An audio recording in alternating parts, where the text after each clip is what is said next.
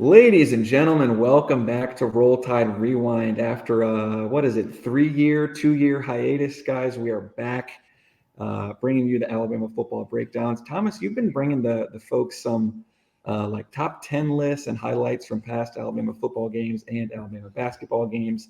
If anybody is watching this video and hasn't seen those, be sure to go check those out. But for the first time in a while, we are back with the film breakdowns. Ryan, Thomas, good to see you guys. Good to be back with Roll Tide Rewind. Good to see you, man. Happy to be here. Good to see everybody. Yeah. Heck yeah. So today, just with the bye week, and especially with Georgia coming up, we wanted to hop on here and kind of break down some of the biggest and most interesting offensive plays from the first 3 weeks of the season. So Thomas has done us a solid and cut up all the plays. So we'll be going through 10 of our favorite offensive plays from the first 3 games. And we got a good mix. We've got some highlight passing plays, highlight running plays, some Milrow design runs. Definitely going to be spotlighting the offensive line, I think.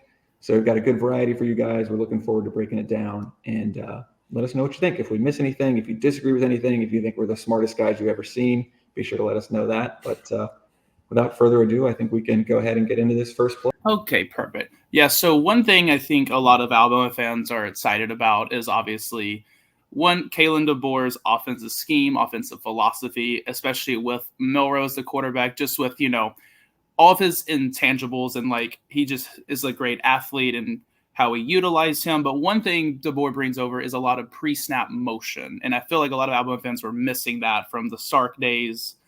And then with O'Brien and Reese, there wasn't as much pre-snap motion. There wasn't as much flexibility.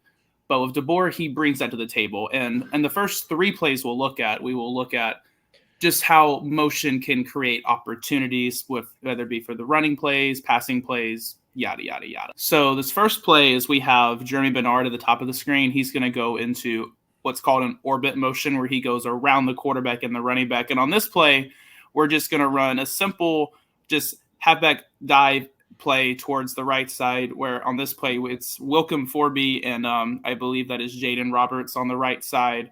And it's whenever he goes into motion, as we'll press play and see. When Bernard goes into motion, it creates this kind of, on the top of the screen right here, we have basically a 3-on-3, whereas the safety or the safety has bounced over to follow where Bernard is going. We've now created a 3-on-3 with Roberts, Formby, and I believe that is CJ Dupree on the corner. It looks like an outside linebacker and a stand-up defensive end. So this play, a block is missed by this play. I think it's by Parker Brailsford, but if we continue to play, we're going to see Parker Brailsford pulls, Formby takes a guy, Dupree takes a guy, and it looks like Roberts blocks down. Brailsford kicks this guy. In a perfect world, all 3 blocks happen. Jam Miller goes untouched for a touchdown, but in this world, Brailsford misses the block. Or not Brailsford, excuse me, that was Josh Cueves misses the block. Miller gets hit, and it's still going to be a touchdown. So the play just creates opportunities, like I said, for running adaptability, whereas you see, we'll watch it from the top without stopping. But so Cueves is the tight end at the top. It's not Dupree. But if, say, all the blocks are made, that's an easy walk-in touchdown. But even with that, it's still a pretty not so hard touchdown for Jam Miller to make. And that's the encouraging thing, too, is that everything doesn't even have to be perfect for this run to work. I got to give a shout out to Brailsford. That's a great block there. And as you said, we could ask for a little more, I think, from Cueves and Formby on that one, but everything doesn't have to be perfect, and it's still a well-blocked run play, especially the 3 D linemen who stay there and don't pull. I mean, watch what they do to their 3 guys. They're just completely neutralized and not part of the play at all. So I know it's WKU. I know it's a group of 5 team and probably a below-average group of 5 team, but still, it's good to see early on in the season a well-blocked run play and definitely get to see the breakaway speed from Jam Miller there. And I'm glad you touched on the motion too, Thomas. I think that's an important part of it, like seeing how the motion brings that safety away to the other side of the field. That's taken him out of where Jim Miller is eventually going to be going. And so that's a good example of using motion to kind of not just – a lot of times you hear people say you got to use motion to like give your quarterback a tell, is it man or zone? But in this case, it's legitimately like moving guys around and affecting the running lane. So it's not just for information. It's actually a really important part of the play because it gets that safety out of the running lane for Jam Miller. I have a question. Do you guys think this is an RPO? Let's look at it. watch Bernard, look for the ball, and these two guys set it up like it could be a screen. You can definitely watch Milroe's eyes right here. He definitely, I feel like he's reading something. It may be a read option, I don't know, but he's reading something. I did wonder about that. At first, I did think it's an RPO, but I kind of think it's not because Jam Miller is kind of in his way. Like if he's supposed to throw that, isn't it going to be kind of an awkward throw? Also, I think it would clear so fast that it wouldn't be that awkward. I feel like if it was an RPO, he's reading either. Would it be this guy? Yes. Because watch what this guy does. Zooms in, and it's still a handoff. Yeah, you may be right. Yeah, because if it was, it could be that, or it could be. Well, yeah, that's true. I was going to say it could be. I'll tell you. He could read that safety. He could read the safety coming down. That's true. I'll tell you all this. Watch if they did throw it. 2 blockers, and it looks like there's only 3 guys over there. Yeah. So we would be asking Bernard to make one man miss, which I think I like our chances there. Yeah. So either way, I think it's still a good. If it was to be an RPO, I think it would still be a good play design because this guy, it's just a perfect 2 guys blocking, and we have Emmanuel Henderson blocking there. I think we're okay on that one. We'll show the next a few plays. We'll show what Emmanuel Henderson brings to the table with blocking, but you can see here those 2 guys coming up. That's still a good play design either way. But yeah, this is like the first example of orbit we'll go over. The Nets play I'll go into right now is also an example of orbit motion. But yeah, just open up ability for the running game. When we go to the Nets play here, we are in the Wisconsin game. Oh, well, wrong play. But we're in the Wisconsin game, and this is on the first drive of the game after Wisconsin kicked a field goal. But Emmanuel Henderson starts from here, goes into orbit motion. But now, I say it opens up the run game. Now let's look at the passing game. Whereas the orbit motion guy, usually in passing plays, tends to be like a check down, like safety net option. So we'll watch Henderson here, kind of just goes onto the flat, like kind of in a swing pass, and he's just kind of sitting there. Milroe's going through his progressions, but also I want to point this block out right here. Well, I think that's a double team. Just want to give credit to where credit's due, but just absolutely dominating by Tyler Booker there. But Milroe has gone through his reads. And Emmanuel Henderson is just sitting here with so it's like 7 yards, almost 7 yards of difference to the line of scrimmage. Milroe checks it down and lets his player make a play, and just great effort play by Emmanuel Henderson. I'm happy he's getting an opportunity. Number 1 running back out of high school, converted to a receiver, is his 3rd year. Happy he's getting the opportunity to make some plays happen. But yeah, just like the last play is an example of orbit motion, giving you the opportunity to create creativity in the run game, and then also allows you to do creativity in the passing game as well. And it's huge that Henderson is able to get those yards after the catch and break those arm tackles, because if he gets tackled near the line of scrimmage, it's 3rd and long, and that's never the situation you want to be in. So, when you see this, you see the check down to a guy in the flat 4 yards behind the line of scrimmage, and you see multiple defenders over there. You're thinking we're probably going to end up in 3rd and long, but like you said, Thomas, he just fights and finishes that play, breaks past a couple of tacklers, and I think he does get the first down. If he doesn't, it's like 3rd and a foot. I believe he did get the first down, but yeah, absolutely. Really impressive play there by the whole line.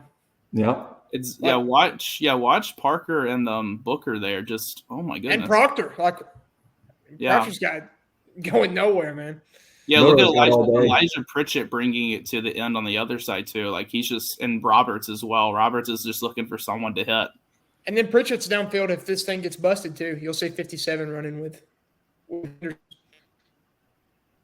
Oh yeah, he's ready to lay someone out. Yeah. Sure is. But yeah, and also just credit to Milroe here. I think a lot of times what sometimes frustrate a lot of Alabama fans is he feels like he's a one progression guy. But as you see, he works through his progression, looks 2-3 ways, and then checks it down to the safest option instead of forcing a bad throw. So gonna give credit to Milroe on that one. Alrighty, so we'll go on to the last motion play that I wanted to talk about, also in the Wisconsin game. We're gonna send Robbie Oots in motion, and this is not an orbit, this is just a regular motion straight down the line. And Oots is usually, most of the time when he's in the game, he's just used as a lead blocker. And I don't know why we don't do it more often, because I feel like whenever he lead blocks, good things happen. So Milroe takes the snap, and it's just just a nice escort down the field. Breaks one tackle, but that's just an easy 20 to 30 yard gain by the quarterback. He breaks off one corner, but other than that, he just has a free gateway. And again, a nice play design. We leave the defensive end alone. We kind of make him make his own decision, and he just kind of stands there, and Oots avoids the DN and is able to go downfield and get a safety and allow Milroe to get an extra 5 or 6 yards. So I just think, like I said, a good play design, get a good lead blocker out, and then also we'll rewind it. Give Kendrick Law a lot of credit here. Just annihilates his corner and is just ready to hit him again. So yeah, he destroys that kid. He threw him to the ground right at the 45-yard line. Boom. See you later. I love Robbie Oots, man. I wish we would use him more. I love that we are using him in a variety of ways too, not just like straight downhill, using him and motioning him in a creative way like this. But just an old school guy. I mean, he's like this 270-pound fullback, H-back type guy. I love that we have a role for him in the offense. And I was curious about this too. I want to get y'all's take on it. When he motions across, it definitely looks like an option by Milroe. He's kind of reading that D end, and it could be a handoff or it could be a keeper. I wonder if they have something built into this play where Oots can kick out that defensive end too. Like if Milroe ends up handing the ball off, I wonder if there's ever a situation where instead of leading Milroe, like if they're on the same page and they're reading that D end there, I think it's number 8. If they're reading him and they decide that they want to hand the ball off, I wonder if Oots would change course, and instead of going out and acting like he's going to lead Milroe, I wonder if he would ever kick out that D end to keep him away from the running back. If not, I mean, the opportunity's there as he's motioning across. It's something he could do. They have to either read it the same way or have some kind of signal or something. But I mean, right there, as he's coming across, he could kick that guy out easily and just completely take him out of the play another way. Yeah, I feel like from my perspective, it does feel like a design where he's not going to touch the DN at all, because that's a lot to ask out of Oots to come full speed down the line and be like, okay, be sure if you see a handoff happen, be sure to block out the DN. But in Oots' case, he's not really looking in the backfield. I think he has a designated place of where he's going. So yeah, but go ahead. Is this Bernard or Ryan Williams blocking in midfield? Because they do a pretty good job too. You see, Bernard is at the top of the screen. Ryan Williams at the bottom of the screen. I'm talking about Ryan Williams down here where the ball's being ran to. Like, yeah. I mean, he holds that pretty well. He's 17 years old. He's a little kid out there. Like 17-year-old. What is he? 175. He's a baby. He's just a baby out there. Not a heavy guy. No. Yeah, that's a good job. That's a good call out, Ryan. Yeah, and I remember when we were doing the Roll Tide Rewind 3 years ago, whenever Jameson, I remember Ryan had a good quote about Jameson Williams. There was a play where Williams didn't make a good block, and then Ryan said, well, I'll tell you this, he's not getting drafted because of his wide receiver blocking abilities. But I do love the effort our guys are giving out there, because that matters. Like that one block right there matters, because if Ryan doesn't make a good block there, maybe that ends up being a tackle at midfield instead of Jalen running by him easily. So the next wide receiver to go in the first round for his blocking ability will be the first guy that's ever had that happen. That is well true. said. Yeah. But like all those guys that, like the rideouts at the time, they all could block. Like Devontae Smith is a good blocker for a 165-pound player. Yeah. Ruggs. Shout out to Waddle, John Mechie. Shout out to John Mechie. Yeah, that's why John Mechie too. I've seen. Yeah. Well, we got anything else to add on motion, guys? I feel like we've covered. We got blocking. Oh, also, before we're done, I mentioned Oots is always a fun lead blocker to have. I feel like we should do it more often. And we'll just show an example from last year. Before we do an example, I just wanted to highlight Kendrick Law again for annihilating. That's awesome. I think Cole Kubick posted that on Twitter about how good Kendrick Law was at blocking last Saturday. Like he's elite. Yeah, he posted many of these I got from Cole. Like it was on Cole Kubick's account. It's just like the all 22 angles you have are just incredible. So yeah, just annihilated the guy. And we'll go over more Law blocking in a little bit. But just an example of how Robbie Oots is important with blocking. This is just a real quick play from last year. This is probably one of the most, at the time, this was the most important play of Alabama's season. A few plays later ended up being the most important play with the 4th and 31. But this play was able to get us a first down to continue the drive. But usually this is the formation where we do the tush push. I remember I was at this game with my brother, and before this play was snapped, we looked at each other and we just said, everyone in this stadium knows what play is about to be run. everyone was wrong because it was we trusted the toss, and you see Oots at the top, lead blocks, makes the key block for Roydell to be able to go get the first down. For a 270-pound guy to be able to flip 180 degrees around and go make that block in space, that's not easy. It doesn't look that complicated. It looks like a pretty simplistic play, but he's kind of angled inside at the beginning of that play and flips all the way around to make that play. That's impressive. Yeah, just like I said, just a little play from last year with Oots' specialty, because like I said, that was our most important play of the year at that time, and that was just, we had trust in him to make that block because if that block doesn't get made, seasons may be over. We still had 3 timeouts, but seasons may be over. So yeah, no doubt. We're going to ask you guys how many passes you think Robbie Oots has caught in his career at Alabama. What would be your guess? The number surprised me. I would guess 6. I was also thinking 6. Funny enough. 9. Okay. There you go. Yeah. Felt higher than I remembered it being. Yeah. 9 for 87 yards, 9.7 yards per catch. Hey, decent receiver. Hey, yeah. We need to get him the ball more. It sounds like. I certainly would have taken the under 87 and a half. Yeah. No good things happen when you get Robbie Oots the football. That's right.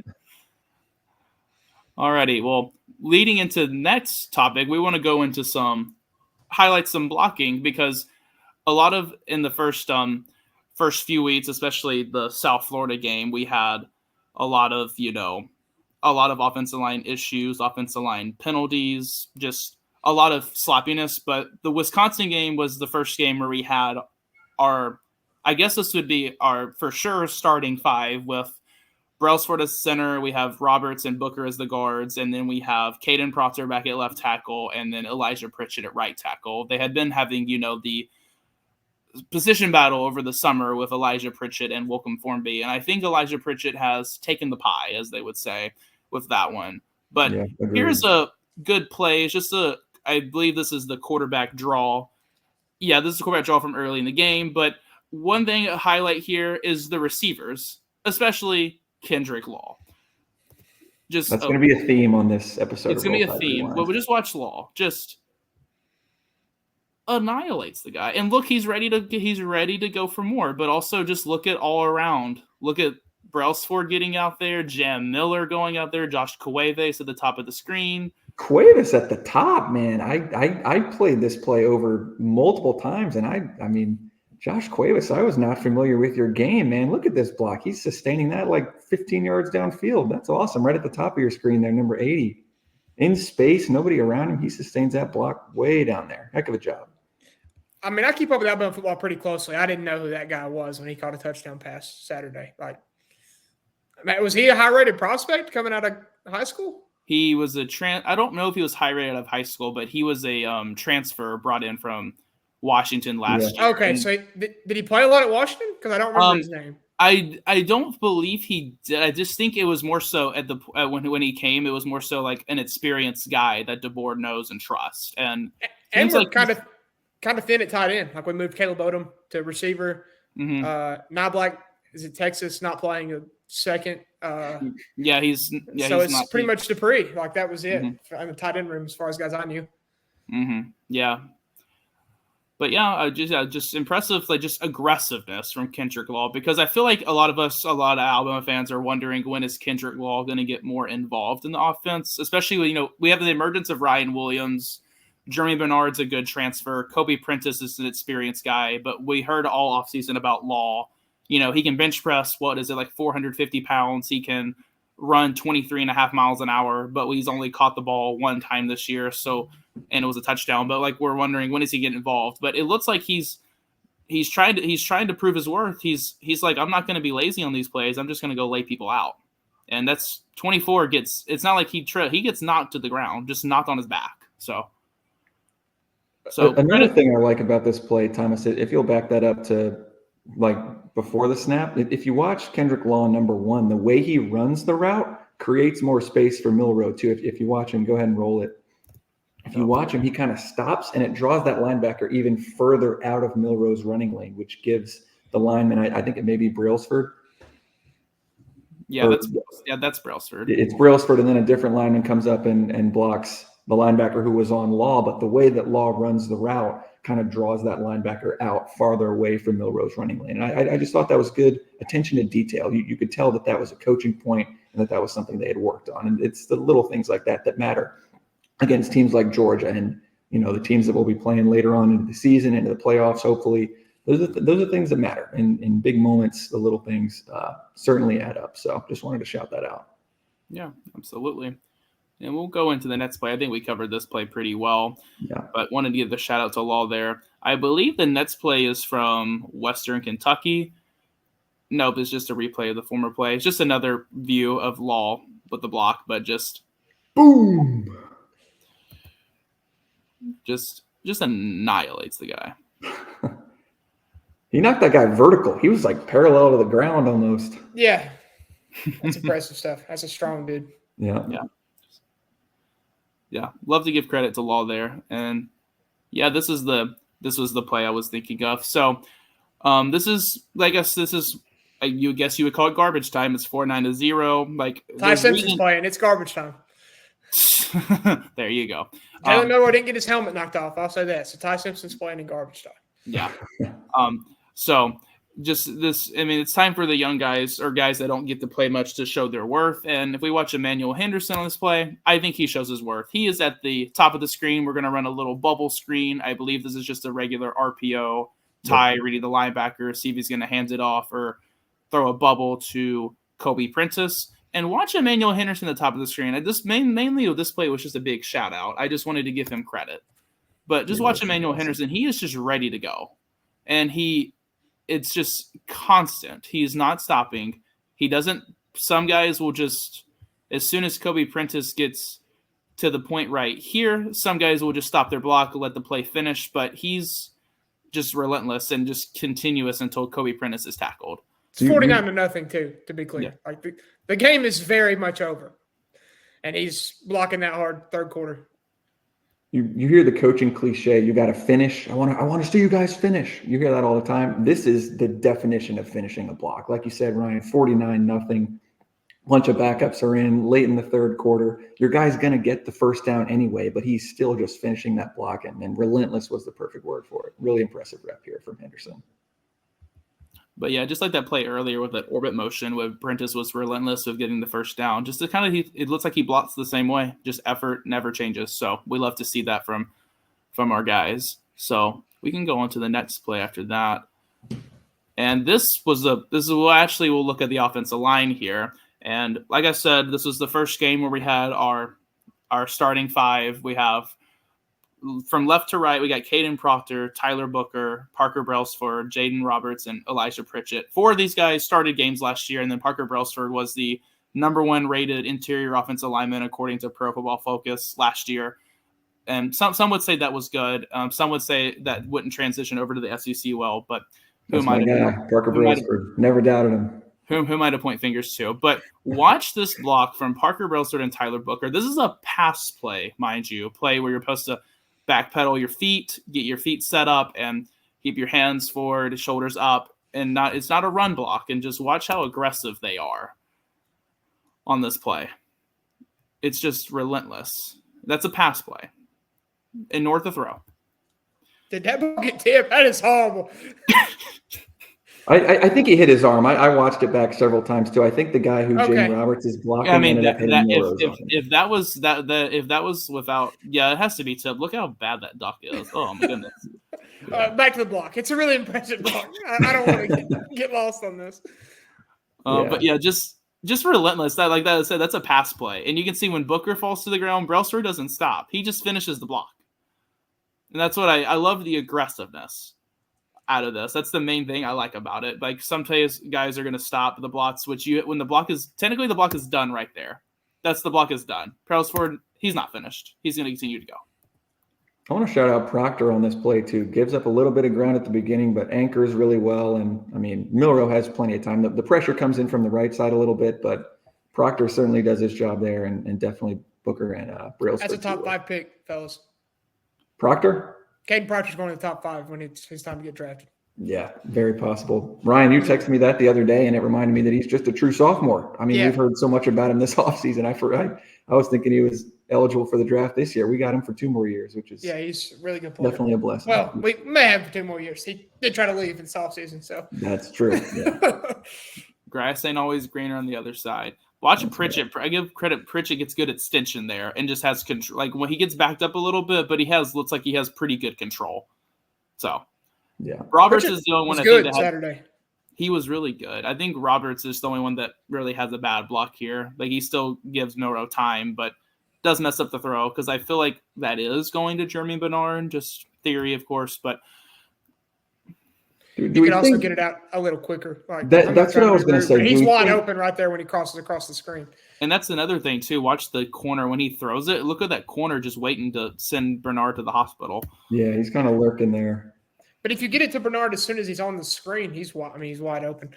Yeah, and he can just get upfield really quickly because look at that open grass right there. Yeah. So, yeah.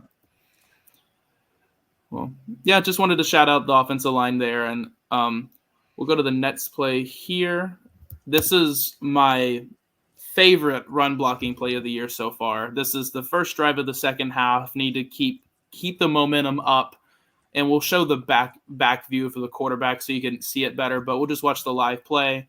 Jam Miller up the middle, just shoots out of a cannon, and he's long gone. I mean, literally untouched. Nobody. It was pretty clear Saturday. Like this is different levels of players. It was clear early. I know they were up 3-0, and we didn't score on our first drive, but like it's clear early on. This is not the same level of football player on each side. Yeah. Just look at how big this hole is. I mean, my goodness, crazy. Like outside the hash, and the closest guy is in the middle of the field, and it's outside the hash marks. Like, like the term, you could fit a semi truck through that hole. Pretty sure you could. Yeah. No doubt. But just so easy.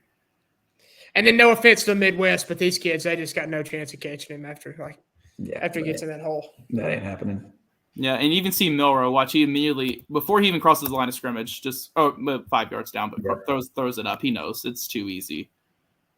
You guys think right now offensive line is the strongest position group on the team? Not even close. Yeah, it is. This group of 5, absolutely. Yeah, if it's this starting 5, I think that's the case. I don't even I was texting Cole, who was on this 3 years ago, that Cole will be on the Nets episode, promise. I wouldn't even worry if Formby played, really. I think getting everybody back in the positions that they are comfortable in makes the whole offensive line more comfortable. Like getting Booker back to guard, I know it sounds crazy, but I feel like Formby feels like he has to, pick up the slack and pick up more than he's capable of if Booker's bumped to tackle. But I think getting Proctor in there and then Booker back to guard, I think it makes everyone's life easier. So I wouldn't even be worried if Formby played. I think he's capable. Physically, I think he's capable of blocking anybody that we need to block. Yeah, just look at Robbie Oots and Pritchett. Just take their guys all the way down the line. And we don't get the audio of what the commentator's saying there, but what that circled Wisconsin defender is interesting. When I was watching this, I was like, why is he going out that way? Like what's he reading? Why would he be moving away from the direction of the play? Thomas, he's very quarterback keep, ain't he? It could be that, but if you wouldn't mind going back to the other view, I think it'll shed some light on that as well.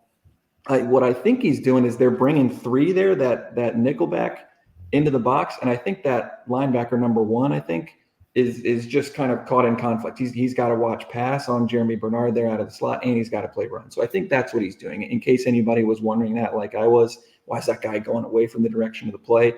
That's my read on it. But I mean, as you said, Ryan, when you have a quarterback as athletic as Jalen Milroe, you gotta keep an eye on that as well.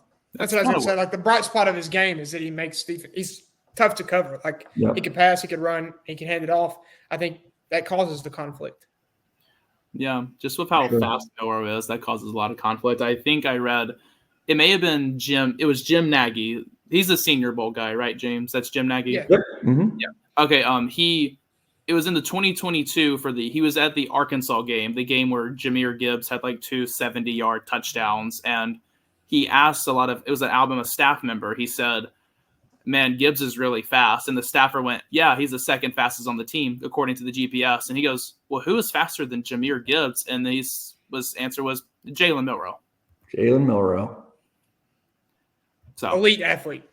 Yeah, No question about it. Yeah, the Elite play athlete. against South Florida when he ran that read option, that was incredible. The 70-yard touchdown that was called back, like that just shows the elite athleticness of Jalen Milroe. One last note on this play. We talked earlier about how it's great when you can still score even when a few guys lose their blocks. I don't see a single guy losing their block right there. I see 7 dudes doing exactly what they're supposed to do and just pushing the defenders completely out of the play. That's an excellent rep and very, very encouraging for the offensive line. Yeah, I absolutely agree. We can go to the Nets play. Our child wide receiver right here. Yep. Now we'll shout out our big gun. So this play will be we're going to our Nets last little bit of the video, but creativity. Like I said, with Kalen DeBoer coming in, a lot of things it created was creativity in the offense. I feel like everybody has missed that when Sarkisian was there, and then also when Lane Kiffin was there. Now, granted, those are 2 of the best play callers in the nation, but Kalen DeBoer is also one of the best play callers in the nation. So we get a play here where Ryan Williams kind of runs a very interesting route. And I will play the play. As you see, when we watch the replay, you'll see it more. But this is the play right after Wisconsin missed the field goal. And we wanted to try to get some points before halftime. And if this was last year or the 15 years before, we would have need out to halftime, but we decided we were going to try to go score. And just an easy throw. He's wide open, and you're kind of wondering, why is he so wide open? Why are they letting our best receiver, 17-year-old Ryan Williams, get wide open? He kind of runs a bit of a delay route. You'll see it kind of some at the bottom of the screen, but he's going to run like a little mini curl out here and just kind of stop. And Wisconsin looks like they're in a bit of zone coverage. They're covering zones. So whenever Ryan Williams stops, this guy kind of bumps up a little bit. Bernard, I believe that's him, kind of goes into the middle of the field, and this safety kind of follows, and that leaves Ryan wide open on this play. And then you can see him how he's kind of stopped, and then he just goes. And Milroe kind of is almost expecting that. It doesn't look like a busted play. It looks like it's a play that they know was going to be run. Milroe was waiting, and then just guns it right when Ryan takes off. Yeah, I think that's well said, Thomas. I don't consider this a coverage bust. I think it's just a well-designed play. It's putting zone defenders in conflict. You have Cuevas on the crosser there, draws the attention of the underneath zone defenders. Like you said, you have Prentice and Bernard both running post over the field that draws attention kind of toward the middle of the field, and it just creates this space for our 17-year-old wide receiver to run wide open into, and Milroe gives him a good ball. Just a well-designed play all around. He's good. Good Lord, he's good. Ryan Williams is good. I follow a lot of NFL draft guys, Jim Nagy being one of them, and they are already hyping up Ryan Williams and a lot of other freshman wide receivers too. Jeremiah Smith, Cam Coleman, a lot of different guys. There are already people saying that this freshman wide receiver class could be the best wide receiver NFL draft class that we've seen in a long, long time. Yeah. Yeah, absolutely. And whenever Cole was a big one about pointing out this play, but whenever I watched the replay of it, it reminded me of a play from the 2020 SEC title game. And I will go to that real quick. And we have, on this play, Najee Harris at the top of the screen. And this is just 5-wide concept. Najee Harris at the top of the screen. And if we see here, watch Najee's route if you can on this play. I believe it will show it. Stops and just goes. And it's a design play. Mac Jones is waiting for it. You can just see he's pump fake right to Najee. And easy design, easy touchdown for Najee Harris. And you'll see it more on the replay here. But it's kind of a similar design. It's kind of like Najee runs a route. He kind of just pauses. The defender is kind of like in no man's land, kind of wondering what's happening. And that little delay is all Najee needs on this play. So the linebacker is kind of watching Najee. He kind of runs towards him, and that just is all Najee needs just to easily blow right by him. And perfect throw by Mac Jones, perfect run play by the offense, Sarkisian-led offense.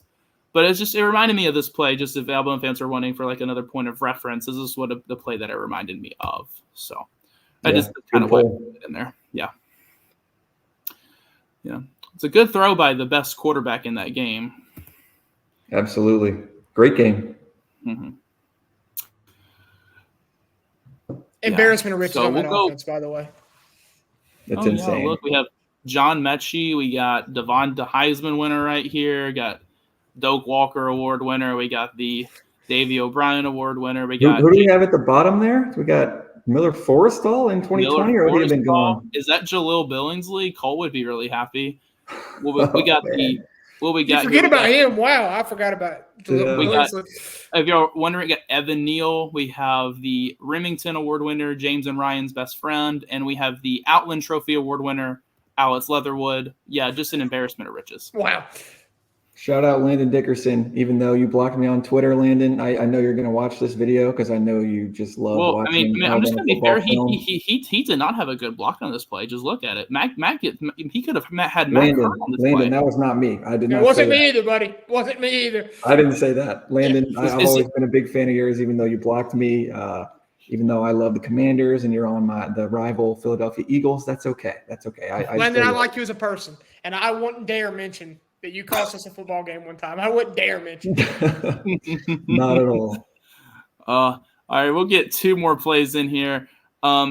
This is a play from the Western Kentucky game. Ryan actually was one to mention this, so I'll let the play run. I'll let Ryan talk first. But what did you like about this play, Ryan? This was the last drive of the Western Kentucky game for Jalen Milroe, but this is a fake toss concept touchdown run by Jalen Milroe, but I'll let Ryan take it from here. I don't think enough teams fake tosses. I think it's impossible to actually stop, really. Like if you have elite athletes, I think it's impossible to stop.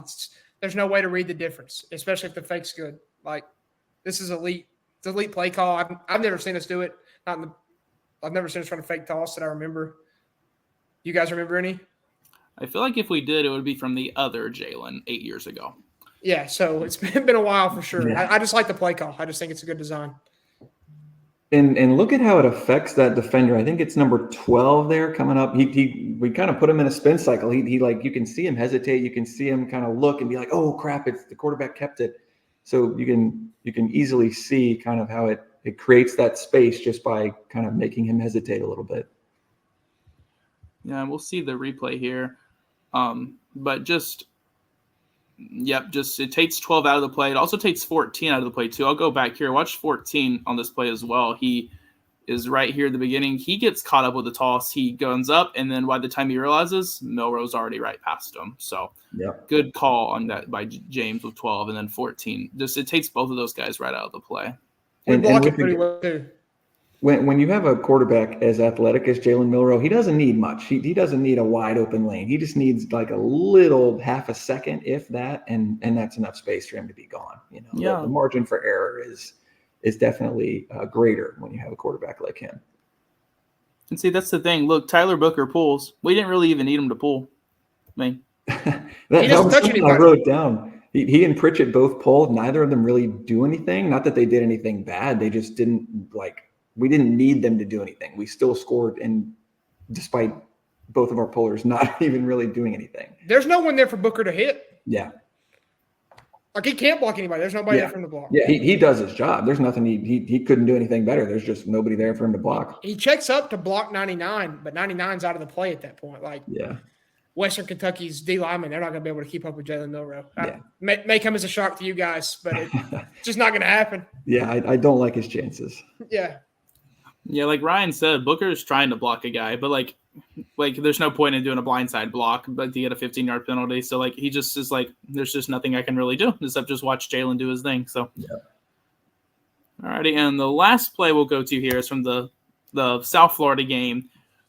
This is a similar play to what was ran. Instead of a fake toss, it's just a straight quarterback design.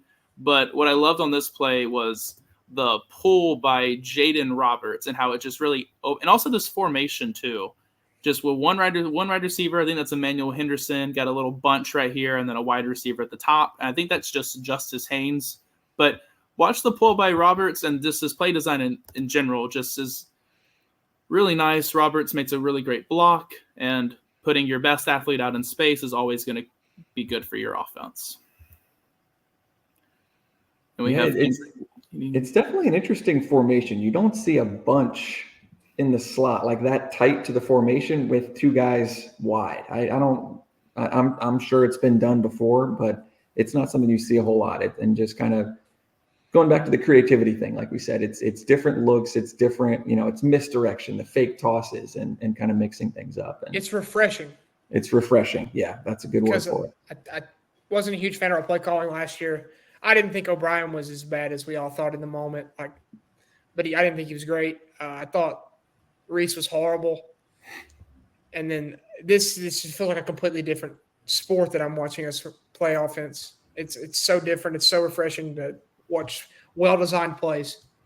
And what's really encouraging for me, too, is that it can look this good with a quarterback like Jalen Milroe after as good of a job as Kalen DeBoer and that staff did at Washington with a vastly different kind of quarterback in Michael Penix last year. That tells me that this staff really specializes in kind of tailoring the offense to the guys that they have. And I think DeBoer even talked about that a little bit this week, that there's some things that they installed at Washington that they won't end up installing this year just because of the players that they have. Now, he didn't specifically talk about the quarterback, so that could be a difference between Penix and Milroe. That could be a difference in the style of skill players they have. It could be a difference in the O-line.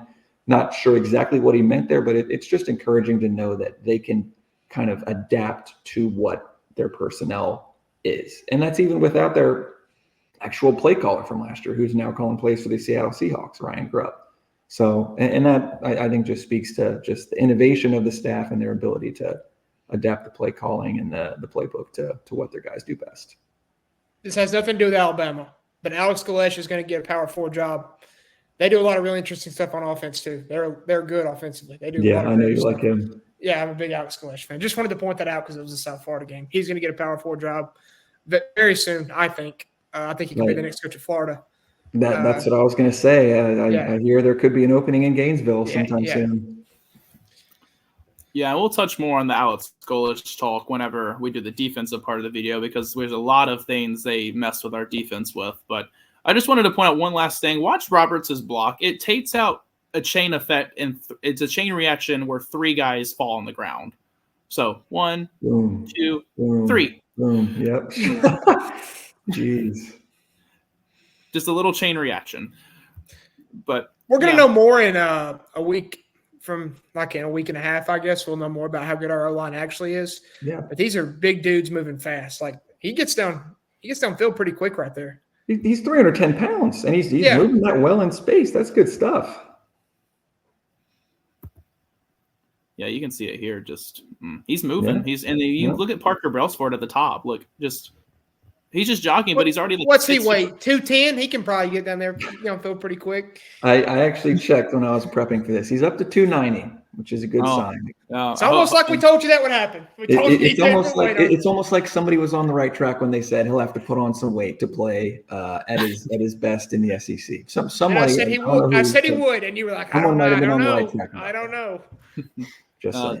Just some little inside stuff from the guys there.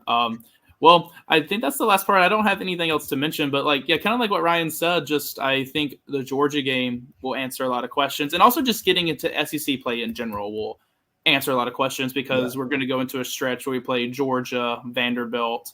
I think South Carolina's a good test. Those are certainly 2 SEC football teams. That's the first 2 you named those. that is true. That is true. But those just getting into the games.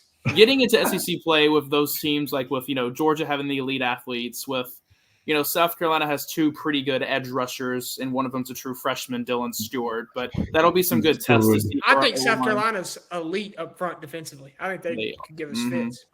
Yeah, I think those would be good things to see, and will really answer our questions at the offensive line, and also just the offense in general. But I don't think I have anything else to add. Do y'all guys have anything? I think I'm good. I think we covered it. I'm good. I enjoyed it, guys. Yeah, good to be with you guys again. Resurrect, Roll Tide, Rewind after 3 years of being off. And for all the viewers, we appreciate you guys watching. Hope you enjoyed our breakdown of 10 of our favorite offensive plays to this point in the season. Definitely, leave some comments. Let us know what you think. If we left anything out, if you agree, disagree, would love to see some conversation going. And as we alluded to, we will be back shortly after this video with a breakdown of the defense and kind of the differences between Nick Saban's defense, Kane Wommack's defense, and some of the top defensive plays to this point in the season as well. So definitely keep an eye out for that. And I think we're going to go ahead and sign off. But Yeah, good to be back with you guys doing Roll Tide Rewind again, and we'll be back with more content soon. So stay tuned.